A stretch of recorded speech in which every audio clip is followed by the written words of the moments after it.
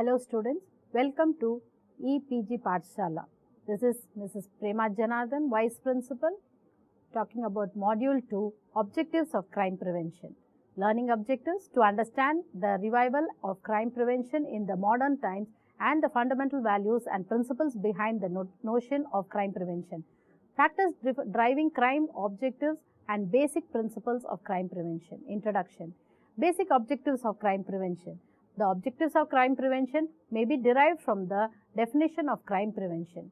Crime prevention entails any action designed to reduce the actual level of crime and or the perceived fear of crime. According to LAB, actions of crime prevention are not restricted to those of the criminal justice system but include activities of individuals and groups, both public and private. Hence, the basic objectives of crime prevention are to reduce the levels of crime and the fear of crime.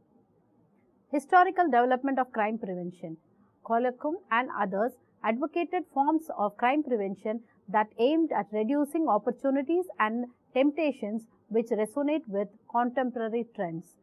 According to the Oxford Handbook on Criminology, there was a major paradigm shift in the 1970s about crime justice and crime control. The objectives and priorities shifted from traditional goals of prosecution, punishment and criminal justice to prevention, security, loss reduction, harm reduction and fear reduction. Crime prevention revived in the late 20th century due to the following reasons. Recorded crime rate increased dramatically, placing increasing strain upon a reactive criminal justice system. Victimization survey raised fundamental questions about the adequacy of formal crime reports and the deterrent effects of state-administered punishments.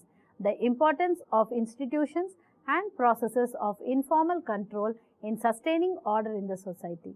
The economic crisis in the mid-1970s made crime control a significant financial burden.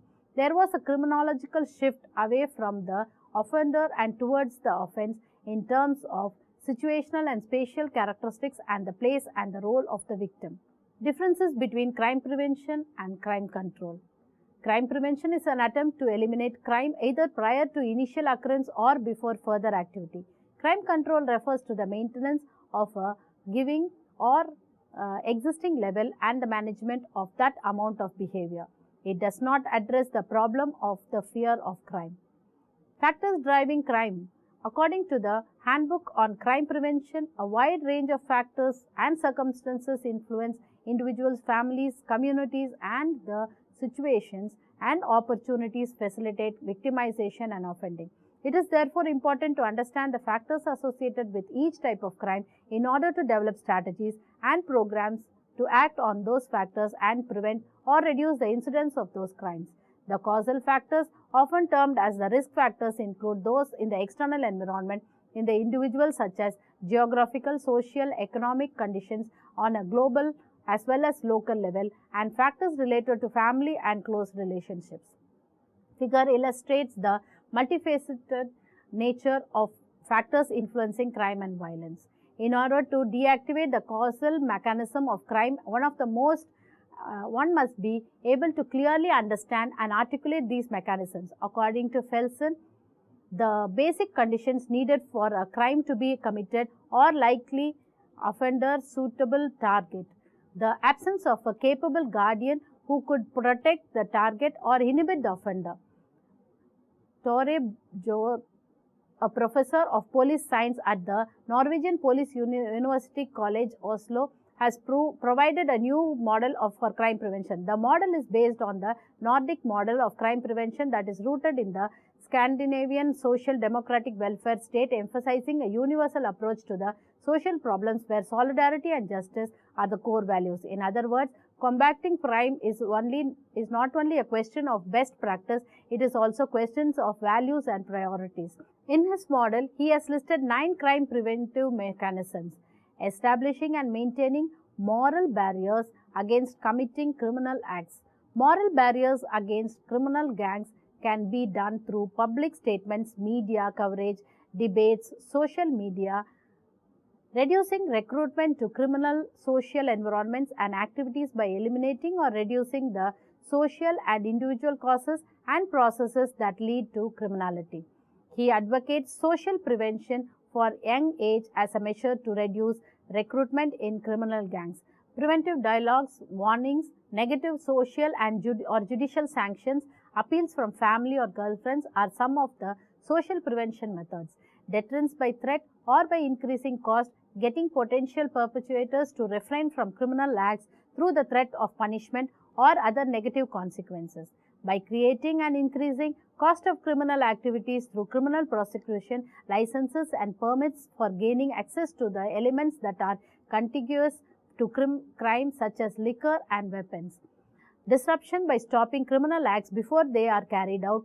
Measures to disrupt criminal activities may be as below: surveillance, communication, control, informants, infiltration and other concealed methods, arrest or other means to thwart criminal plots in advance, confiscation of weapons and drugs, early intervention with warnings, preventive dialogue with participation of and their close ones, ransacking of persons, vehicles and clubhouses, sharing of information between agencies and information to the public, incapitation by denying perpetrators the ability to carry out new criminal acts. Measures of incapitation include imprisonment, confiscation of weapons, explosives, economic resources, vehicles, neutralizing leaders, and the hardcore positive measures directed towards the others. Protecting vulnerable targets against criminal acts, reduce opportunities. Measures to reduce profit and participation in criminal activities include confiscation, criminal profit, disturbing the crime scene to make participation in a social liability, reducing the power, status and social benefits of membership to outlaw gangs, reducing the harmful consequences of crime, conflict management, regulation, prevention, dialogue, victim protection are methods of reducing crime, reducing the rewards of crime, regulation, control, building permits, witness protection, making it easier to ask the police for protection against illegal money lenders are ways of reducing opportunities for crime, dissidence and rehabilitation. Helping people who have been involved in or punished by crime to settle back into a normal life.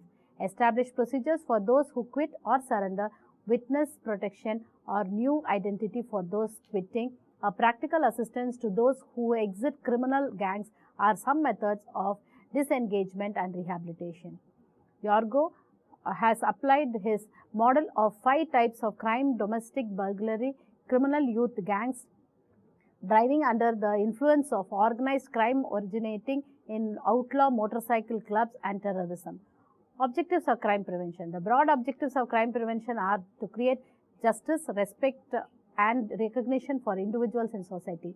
Barry explores the relevance of the concepts of recognition and redistribution from critical theory to crime prevention. Recognition in social philosophy refers to an individual's need for mutual acknowledgement and the resultant struggles for identity and diversity within a given society. Without recognition, feelings of disrespect and injustice will result. Social justice can be achieved only through recognition. Nancy Fraser found Hornet's definition of recognition too narrow and individually focused. She argues that social justice requires recognition and redistribution virtually at every struggle against injustice, when properly understood, implies demands for both redistribution and recognition. In her view, recognition must incorporate the cultural politics of difference with the social politics of inequality. Barry states that resistance requires the restructuring of wider economic and social policies to ensure social justice for marginalized young groups. The finer objectives of crime prevention are to deactivate, degrade crime-producing mechanisms and or to introduce strengthen mechanisms that will counter those liable to generate crime. Basic principles of crime prevention. The guidelines for prevention of crime set out 8 basic principles underlying the development of crime prevention strategies as follows. Government leadership. All levels of government should play a leadership role in developing effective and humane crime prevention strategies and in creating and maintaining institutional frameworks for their implementation and review. The role of the government is to provide leadership, coordination and adequate funding and resources. This is to be done by establishing a permanent central authority, a crime prevention plan with clear priorities and targets, coordination and partnership between government agencies and civil society, public education and work with the media, sustainability and accountability of programs, training and capacity building for government and other bodies. Socioeconomic development and inclusion. Crime prevention considerations should be integrated into all relevant social economic policies and programs, including those addressing employment, education, health, housing, and urban policy planning, poverty, social marginalization, and exclusion. Particular emphasis should be placed on communities, families, children, and youth at risk. Cooperation or partnership cooperation. Partnership should be an integral part of effective crime prevention given the wider ranging nature of the causes of crime and skills and responsibilities required to address them. This includes partnership working across ministries and between authorities, community organizations, non-governmental organizations, and the business sectors and the private citizens. Crime prevention requires government to work in partnership with a range of sectors. Experience over many years has shown that working in partnership is not simple. Partnership can be time-consuming and frustrating. It takes time for ministries or services sectors to work with others and to willingly share areas of work which have been under their exclusive jurisdiction. Some sectors may not appreciate the importance of their potential contribution to crime prevention and cede authority to more traditional sectors such as justice or policing. Confidentiality issues can affect the sharing of information, and unless there is a strong leadership, sectors may be unwilling to allocate resources to joint venture. Continuity of personnel is also a significant factor since constant changes in membership of national coordinating committee or local partnership can weaken resolve and collective energy. This underlines the importance of strong government leadership in establishing a central ministry or agency to take on responsibility for the development and implementation of crime prevention strategies. It also underlines the need for those working in partnerships to have sufficient authority and seniority and to be able to commit time and resources. Some partnerships need to be permanent, others may be set up on an ad hoc basis to help a specific initiative. One of the major challenges in partnerships relates to the willingness of the service sector and institutions to share data and information. It cannot be assumed that health sectors will be willing to provide confidential information to a crime prevention committee. For example, the police may not want to share intelligence information which is pertinent to particular crime problems or areas with other departments, and even less with the community. Community organizations providing assistance to victims such as those who have been sexually assaulted or victims of domestic violence are often unwilling to share personal information with the police or social services. One way to respond to this problem has been through the use of agreements or protocols between different ministries or sectors. A number of governments have developed protocols on the sharing of data which have aided the pooling of information for the purpose of analyzing crime problems and developing prevention plans. The key components for successful partnership and working in a multisectorial and multidisciplinary way include strong leadership, a clear sense of mission for the partnership, a structure that separates overall strategic management from operational and implementation activities, appropriate resources in terms of time, information, funding, and expertise, and sustainability which can be ensured by long-term funding and stability of staff allocated to the partnership. Sustainability, accountability. Crime prevention requires adequate resources including funding for structure and activities in order to be sustained. There should be clear accountability for funding, implementation and evaluation, and for the achievement of the planned results. Knowledge-based crime prevention strategies, policies, programs, and actions should be based on a broad multidisciplinary foundation of knowledge about crime problems and their multiple causes and promising and proven practices. Different types of evidence-based knowledge are required by the governments and practitioners, whether they are developing national, regional, or city strategies or planning a specific program intervention. At each stage of the development of a crime prevention strategy or program, evidence-based knowledge is needed to assess the size and scope of crime problems, to analyze their causes, identify problem solutions, and select and evaluate programs.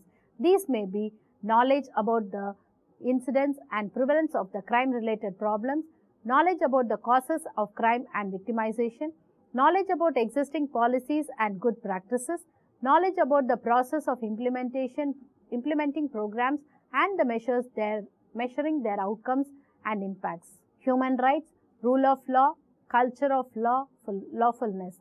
The rule of law and those human rights which are recognized in international instruments to which member states are parties must be respected in all aspects of crime prevention. A culture of lawfulness should be actively promoted in crime prevention. An international working definition of the rule of law was issued by the UN Secretary General in a report on the rule of law and transitional justice in conflict and post-conflict societies is as follows. A principle of governance in which all persons, institutions and entities, public and private, including the state itself, are accountable to the laws that are publicly promulgated, equally enforced and independently adjudicated, and which are consistent with the international human rights norms and standards. It requires as well measures to ensure adherence to the principles of supremacy of law, equality before the law, accountability to the law, fairness in the application of the law, separation of powers, participation in the decision making, legal certainty, avoidance of arbitrariness, and procedural and legal transparencies. Crime prevention is seen as an integral aspect of the rule of law. As the Secretary General stated, in matters of justice and the rule of law, an ounce of prevention is worth significantly more than a pound of cure. Prevention is the first imperative of justice. The significance of the rule of law for development has also been reiterated more recently by the Executive Director of the United Nations Office on Drugs and Crime, who states that the rule of law is not one of the Millennium Development Goals, but it is the key to achieving them all. Where the rule of law is weak or absent, crime and corruption hold back development and democracy.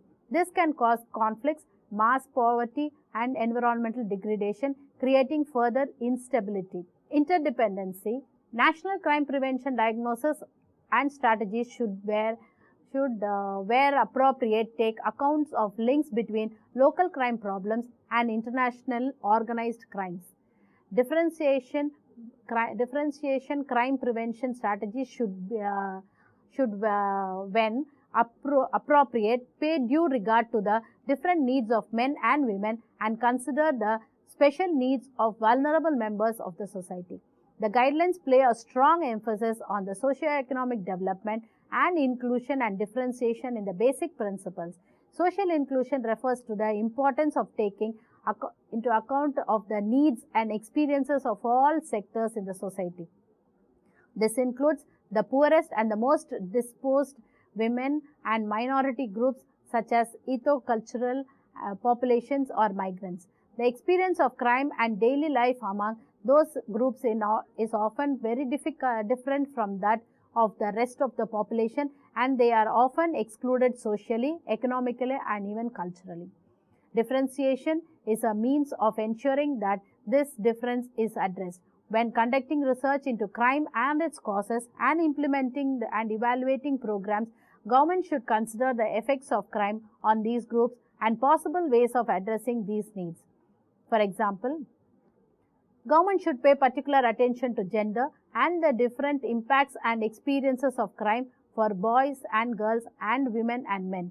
Women are less likely to participate in violent crime, but more vulnerable than men to sexual assault, harassment, domestic violence, and trafficking in person, as well as rape in conflict situations.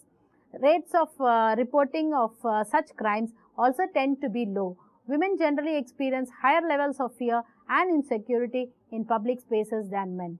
To ensure that differences are understood and systematically included in the overall knowledge gathering process, it is important to disintegrate all the data collected in terms of men and women and to seek specific information on both genders.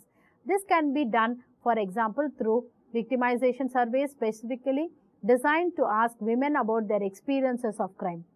Thus, one of the main ways to ensure that the different needs of men and women are considered in prevention strategies is through the mainstreaming of gender.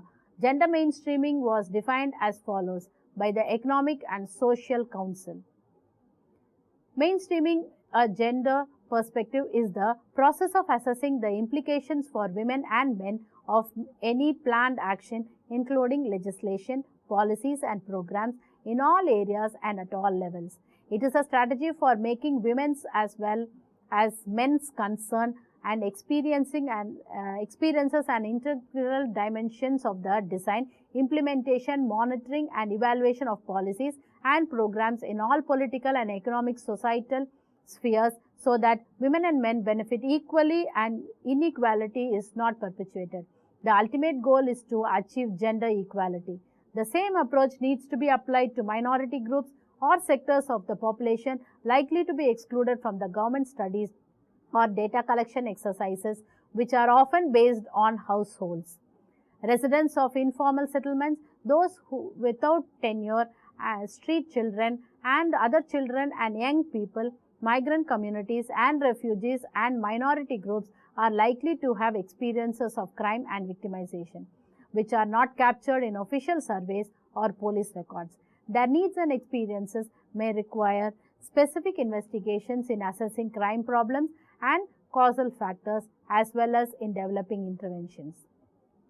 In essence, the principles laid out in the guidelines for the prevention of crime and the guidelines for cooperation and technical assistance in the field of urban crime prevention establish the normative basis, stressing the importance of the rule of law and respect for human rights, of the social and the economic inclusion of populations, whatever the status and the background, and the importance of ensuring that the particular needs of vulnerable minorities as well as gender differences are taken into account. They also emphasize that crime prevention action should focus on the local communities and it should be conducted through partnership across government sectors and with civil societies and the participation of communities. It should also be sustained and accountable rather than short-term and based on sound evidence-based practice. Conclusion. The definition of crime prevention provides the basic objectives of the crime prevention as the need to reduce levels of crime and the fear of crime. Contemporary trends in the criminology advocated forms of crime prevention that aimed at reducing opportunities and temptations. A major paradigm shift is in the 1970s gradually challenged the objectives and priorities of crime prevention from traditional goals of prosecution, punishment and crime justice to prevention, security, loss reduction, harm reduction and fear reduction. There was actually a revival of crime prevention in the late 20th century due to the reasons such as increasing crime rates, new revelations from the victimization surveys, importance of institutions and informal control, and the global economic crisis. Crime prevention focus shifted from the offender to the offense in terms of the situational and spatial characteristics associated with the crime and the place and role of the victim. Criminologists advocated crime prevention in lieu of crime control and is the narrow concept in that it does not deal with the fear of crime. Jogo has postulated a new model of crime prevention that gives 9 crime preventive mechanisms applicable to different types of crime. From its inception, the broad objectives of crime prevention are acknowledged as the need to create justice, respect and recognition for individuals in society. Ekblom gave the finer objectives of crime prevention as the need to deactivate or degrade crime-producing mechanisms and or to introduce or strengthen mechanisms that will counter those liable to generate crime. Government leadership, socio-economic development and inclusion, stakeholder partnership, sustainability and knowledge-based culture of lawfulness, interdependence and differentiation are the 8 principles laid down by the UN guidelines for crime prevention for the development of crime prevention strategies. Thank you for visiting the EPG Pathshala.